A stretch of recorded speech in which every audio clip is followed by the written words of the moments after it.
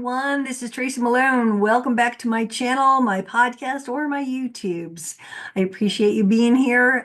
And today I've got a very special guest. A friend of mine, Stephanie McPhail, is a life coach, a coach that helps people heal, high conflict, enmeshed into this world as well. And we are going to talk about this no contact, cutting people off with your head kind of. I didn't set a boundary, but it's invisible, but you better obey or I'll never talk to you again.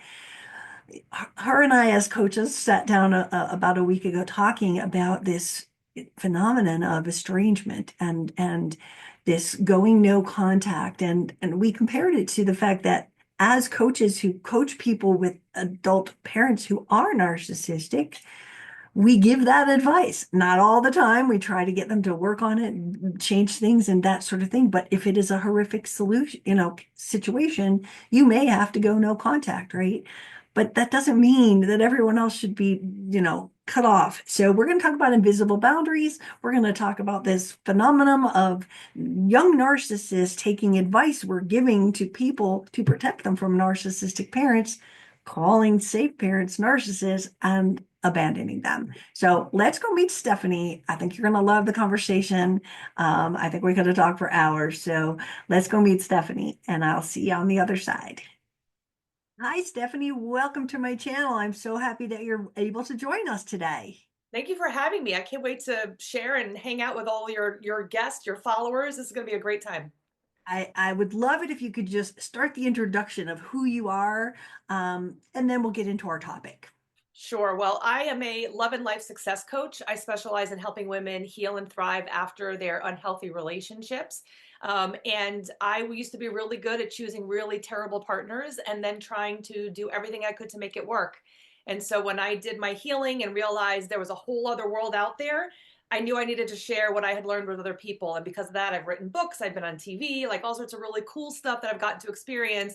But it's really my passion to help people really step into their power, into their purpose, and really be excited every day for life as opposed to dreading waking up every day. That sounds like exactly what our clients need, is that hope and that dream. And I'm so glad that you are there for so many people. Thank you. Today, we're going to talk about a topic that when we were talking last week about what will we talk about, both of us had this feeling and sort of are we doing something wrong here? Because both of us have serviced people who have high conflict parents. And, if you have a narcissistic parent and they are super crazy, they are yelling, screaming, putting you down, not being there for you, all of those things, we advise people. You don't want to stay with a narcissistic parent. There, go no contact, protect yourself, right? But I'm seeing a trend, and you and I were talking about it, where that advice is being used by adult narcissistic people against their safe and happy, normal parents. They're going no contact. So I just want to see, what patterns are you seeing in this arena? So, I mean, this was something where we're like, okay, this is, I know that so many people will say go no contact, and I don't always go in that direction. Mhm. Sometimes it's go no contact for a little while. Sometimes it's go no contact forever. I do get it. And there are definitely reasons. There are good reasons to go, especially if you're worried about your safety and things like that. But you're 100% right. I have been finding that instead of people stepping up, taking responsibility for themselves, communicating effectively, they instead decide to go no contact. And so the reality is that I bet if we sat down with everybody, every single person in the world, we would admit that we are not perfect, right? I mean, I'm not perfect.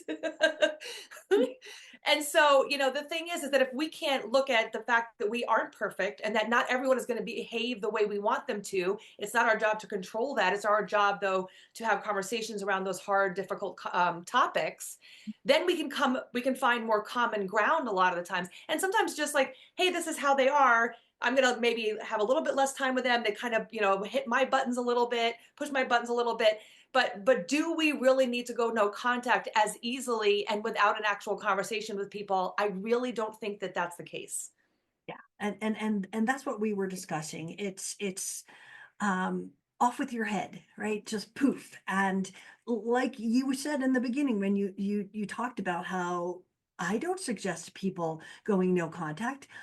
It depends on the situation, right? If it is absolutely unlivable, and again, it might be a certain time, I try to get them to communicate differently, to communicate their needs, and I have seen hundreds, if not thousands, of parental and child or adult child's relationships get healed because they are communicating, right? It's that I don't like what they do and therefore I don't want them in my life, instead of going and setting that boundary. We talked about this the other day about invisible boundaries, right? Let's Yes. talk about that for a second. Well, so I right away, the first person I think about is my first difficult relationship, which was my mom. And there's a lot of mom child issues that are going on. Everyone's, frustrated with moms and dads too. And again, I really do empathize. But I would say that my two sisters barely have a relationship with my mom. In fact, I can't say they're fully no contact, but they're pretty close to it. And one of the things that I say to them is, you know, we cannot we I realize that she is difficult. One of the gifts that I've gotten from having a difficult mom is that even though there are sweetness, there's not everything terrible about her. There are things that are difficult and there are things that are actually very, very nice things.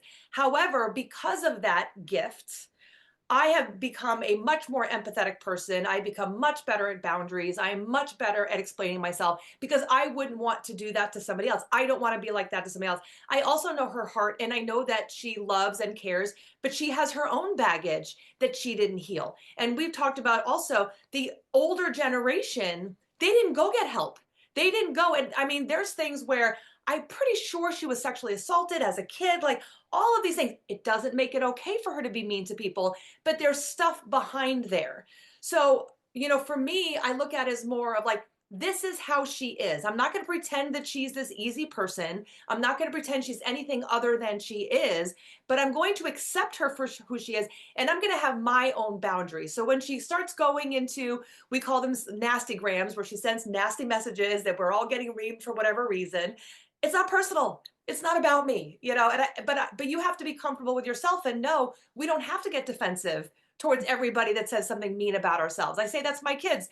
The bully was mean to you. Do you agree with what they said? No. So who cares? You got to start practicing those things. But what things can you learn about healthy conversations, healthy communication from people that tend to be a little bit more difficult? Absolutely. And I'm so sorry about your mom. But as you said, you've come to terms with what she's capable of and what she's not. And the expectations, I think, is what gets in the way when adult children are hurt by something their parents, they expected them to do this. But again, everyone's got baggage. I don't know a single person in the world that does not have some kind of historical decision making based on what has experienced in their life, Yeah. right? So my mother was a narcissist, raging, throwing plates, kind of crazy, crazy.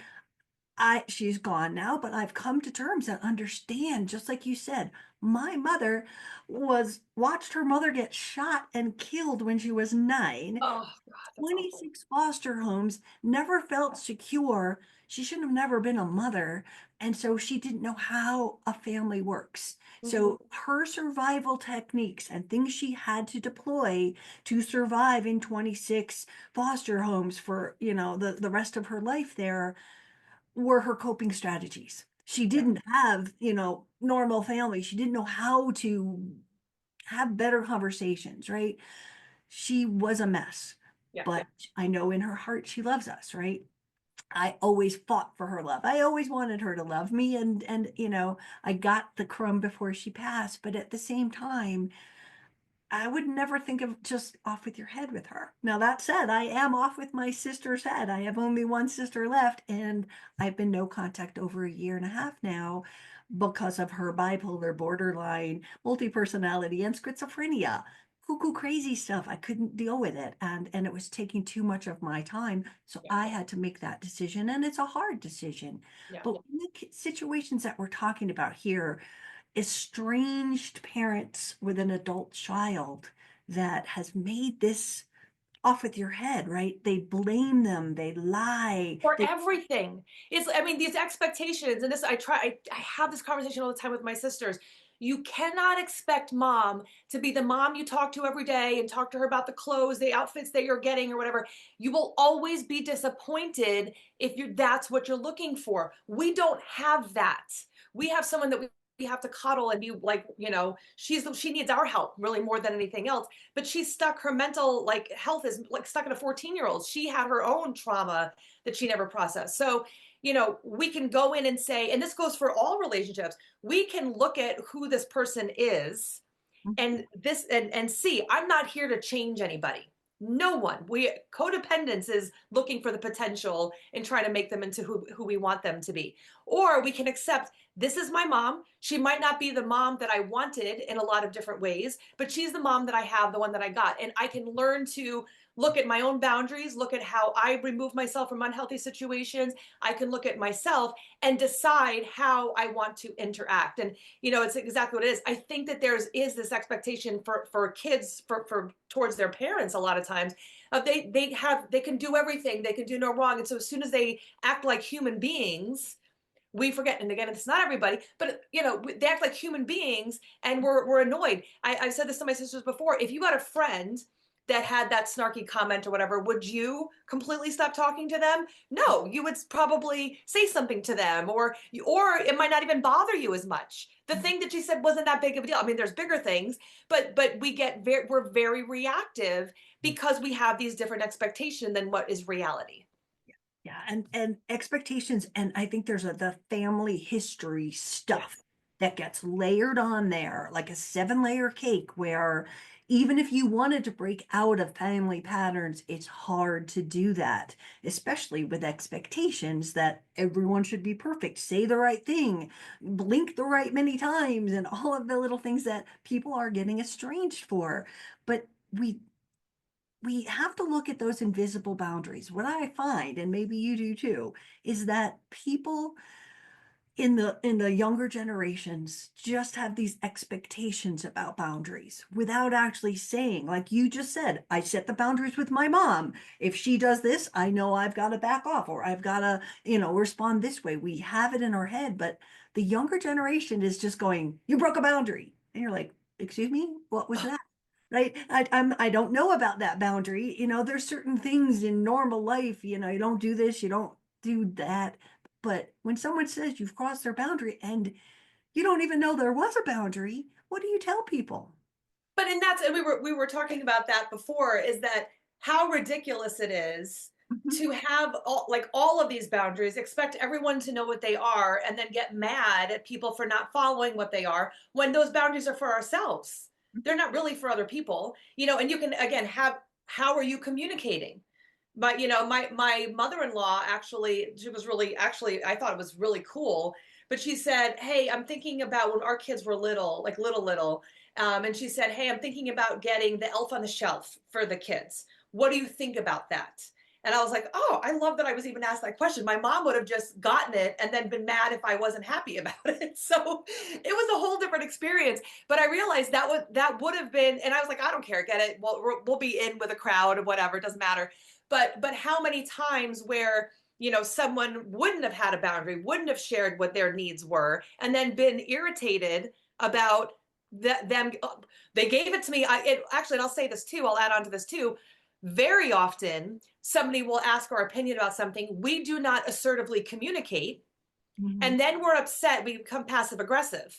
So like, oh, it's okay, you can give me the Elf on the Shelf, and then really secretly don't want it, and now I'm angry at them. That I see all the time too. And we have to get uh, like comfortable with being uncomfortable. Sometimes things, we don't really want to have confrontations, we're people pleasers, all that kind of stuff, but it is way better for everybody if you are honest and share what your needs are instead of lying, because that's really what it is, and then having this underlying angst towards the person who thinks they're doing something nice for us. Absolutely. And I think that the misnomer about boundaries is that you have to declare this is a boundary versus, I don't like it when you show up late when dinner's at 6 and you show up at 7:30 without calling me. Could you please make sure you reach out before you do that? You set boundaries and go, I need a call if you're going to be an hour and a half late, right? Instead of, yes, you can get mad that day because they didn't do it, but then you go, I got upset because they didn't tell me they'd be an hour late. I think I'll talk to them about that instead Yes. of just being pissed. You can Yep. still be pissed in that moment, but then go, in the future, just let me know if you're going to be late and I'll turn the dinner off so it doesn't burn, right? Just to know that you have the power. If someone does something that upsets you, talk to them about it. That's what setting a boundary is. It upset me when you did this. If you could not do that again, that would be helpful for me. Or let's talk about that, right? This step is being eliminated in the younger generation. It is, but I'll take it another step further is then what our job is as the person who's having that boundary is for your example with dinner, they do that now all the time. That's now something that they do. They've done it twice now. Instead of getting all upset, let them know, hey, I understand that it's really difficult for you to get home on time. So what I'm like, if this is a significant other, I'm not gonna be making food anymore because I don't, and just whatever. You can decide that for yourself. The problem that we get into is we keep showing up with this doing the same thing over and over again, like the definition of insanity, and then getting more and more riled up and more pissed off that that person is not giving the boundary like what it deserves, and we get more and more frustrated. But like we have to stop doing that. So stop showing up and making dinner for them if they're not going to be home when they say they're going to be home. Just make dinner for yourself and then don't worry about it. Then Yeah. it's done. Yeah, exactly. And I think people don't realize they have that power to be like, you know what? This is what I'm going to do. I'm not going to do that, or I'm not going to do this or that. It is about I have friends and we're all old. We don't like to drive at night. So we have a every other time when we're going down to Denver, we switch. And very often my friend will we meet in a parking lot. She'll jump in my car and I'm like, no, it's your turn. I'll get my ass out of the car because for many years I have sat in the car. She got in, it wasn't my turn, and I drove. I didn't speak up. I was hurt. I was wounded. I was like, how could she? We have a schedule, right? Instead of me, I now speak up or I just get out of the car and go, it's your turn. I'm just getting my stuff. And I stand outside her car, right? If you don't enforce and say, this is our schedule, you're going to get her jumping in the car, right? Mhm. And then, as we said, this is my emotional turmoil. I'm driving and going, ooh, it's not my turn. I hate when this happens, right? Yeah. It's how we know we have to set a boundary. Yeah. If someone makes us upset like that, it's, hey, I'm not making you dinner. It's not my turn to drive and get the hell out. Oh, well, Yep. I don't feel like driving today. Well, then you know what? I'm just going to head home and we'll make it another day. Yeah, You have to exactly. be confident in yourself to go, if they're not going to play and with the rules that we've established, I'm out, right? Mhm. Yeah. And I think there's this underlying fear of if I follow through with my boundaries, then I'm not going to be chosen, or that something is wrong with me, or that I'm isolated and alone, and like all these negative things come out. So sometimes instead of actually having that conversation, having the confrontation that they're afraid of, then it's like, okay, well then I'm going to make the decision and I'm going to end this relationship, as opposed to having this important conversation. Which that's how relationships get stronger, is to have that. We have to have those boundaries around us. If not, we're doormats. And we can't, that's not going to work out for anybody. Right. And I taught a class on boundaries on Monday, oddly. But the fear of rejection, as you said, you know what? If I say this, they might not like me, or Mhm. I'm going to be the bad guy. And you feel guilty for setting a boundary, like you don't have the right to define the rules for someone to be in your life, Yeah. but you do. And Yeah. again, if they don't play the game and follow what you need, then you can make, another pitch and go, hey, remember I told you we're going to rotate drivers. It's your turn and get out of the car, right? You have to be confident about what you've set. And if they break it, you have to kind of speak up. Doesn't mean off with your head, I don't want to see you again. It means, hey, did you remember that boundary? Well, and that's as we're talking about this, it's interesting because so many people are afraid of confrontation. it's easier for them to like ghost or gray rock than to actually have the conversation, Mm-hmm. which is terrible because then the other person has no idea what's going on either. And they don't even know what they like, what did I do that I can even fix? Mm-hmm. So like they're completely out of the blue. And all we have to do is have that uncomfortable conversation. Now, even if in your mind you're like, well, I've told them a gazillion times that I don't like X, Y, and Z. Have you? Have you clearly said it? Mm-hmm. Because there's a lot of people that tell me they said it and then we go through and they were hinting. And no one is good at hinting. I don't know anybody is good at hinting. We want to be very specific with what our wants and needs are. We can't, beat around the bush and like try to use all the words that don't sound very accusatory. But we have to literally say it because things are not going to change if we are not clear. And so, I think that's really a big issue there. And then, to the thought, how would I like it if someone did this to me? If I piss somebody off, would I want them to like, would I be okay with them never telling me what I did wrong? Because I don't go around trying to make people angry. If I do something wrong, I want to know what it is so that we can talk about it, figure out the solution, and let's move on from there. But not to like cut it off, let's not talk about it, we're done. That's not even, if you know me, that's not who I am. So I think that's also another level of it too, is that people are just afraid to have those conversations. Absolutely. And I love what you said about the beginning that they don't communicate it properly, and they might have said like, I don't like it when you leave the toilet seat up. Um, or, I fell in the toilet seat last night. I really would like it if you take it up, right? But Yeah. instead, have a conversation and go, it's not that big a thing to ask. If you could please remember that this is hard for me, and set that boundary, not just I don't like that when you do that. Hmm. Because that is what people are assuming is a boundary. You Yeah. said I don't like it, but you didn't go, and please don't do that. And again, that's the fine hairline that narcissists pick at. Well, you didn't say it exactly as a boundary, right? So Or this is they say, "Oh, I fell in the toilet." Ha ha ha ha, and that's it. Well, I told them 3 times I fell in the toilet, but you didn't say what the solution is. yeah. You didn't say, whatever. So yeah, we have to. I think the biggest I have two big issues that I find over and over again with clients, and this is not just in this category, but across the board. It's definitely avoidance, and it's communication. I would say those are the two biggest things. Most people think they are better communicators than they actually are. Mhm. And most people think that they are better at dealing with issues than they actually are. I have clients that have 2 PhDs. And I'm like, that's awesome. What are you avoiding? Oh, the bad relationship with my, mom and then my significant other and whatever. Great. I'm glad that you channel all that energy into, education, but in your ability to really use what was at hand to get smarter and whatever. However, you still have that same problem. That stuff that's been following you around is still following you around. So people would rather go get another degree than deal with a problem that they originally have. It's true. That's true. I love the avoidance connection here too, because fear makes you avoid fear Yes. of that response, fear of them not liking you, fear of it not happening, and fear of I said this 20 times and it's not going to work, and all of that puts you into this place of it's just not worth it, and you just don't speak up. But what happens is you're the one that's miserable, Yeah. right? You're the one whose life is in disheveledness because you aren't giving people the rules of how you want them in your life. Yeah. And I would look, and if you're saying to yourself, well, that's not me, I'm a great communicator, talk with one of us.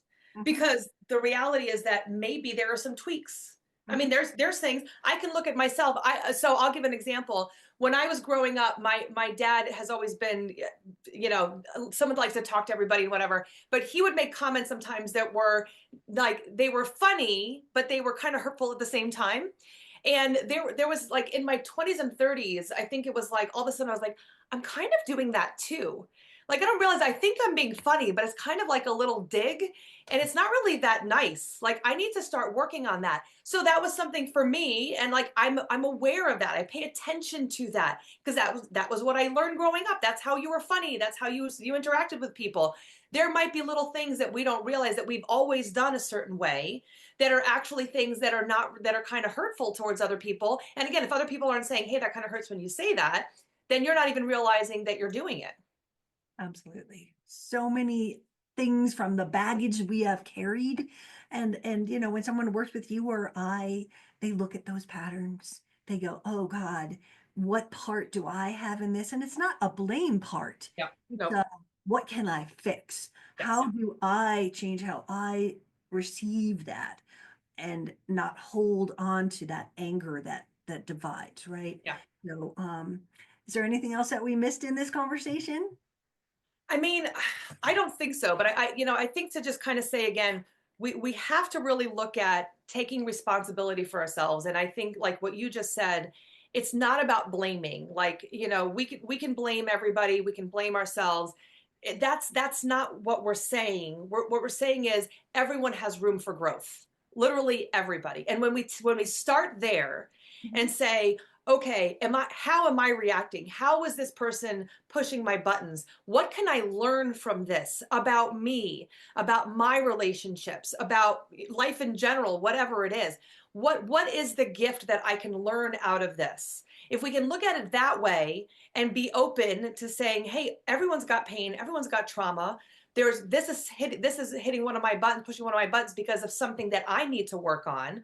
Mhm. We can look at it differently as opposed to being defensive or getting angry or getting frustrated with everybody or trying to make someone into who they're not.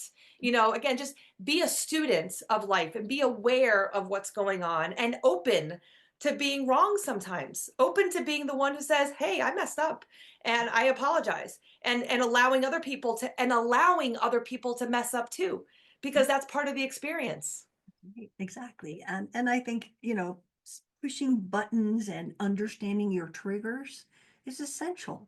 Like Yeah. if you don't understand what triggered you about that experience that just happened, it's going to happen over again. But if you start to realize, like in your case with mom, this is mom, my expectations are here, you can sit there and understand without being triggered because you understand it. That's just mom, here's how I react when she does that. You have your coping mechanisms for what she's doing, but you understand, oh, this trigger, this is historical.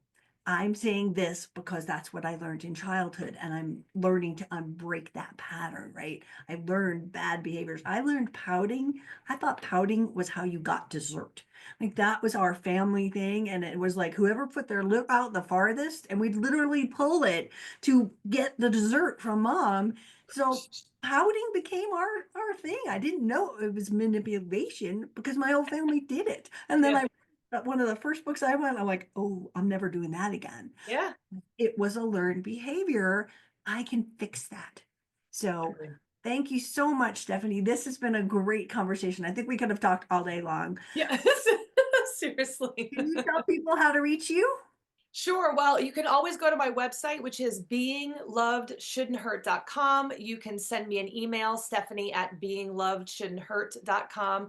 And if you go over and you make it a time to speak with me, we can always come up with a plan and just see like what it is that you might need in order to create whatever that life is that you're looking to create. Thank you so much for being here and sharing your expertise. It is so awesome to have you here, and it was a great conversation. So thank you. Thank you very much. Well, I hope that you found some value in that conversation. It really is. If you put two coaches in a room, we could talk all day long.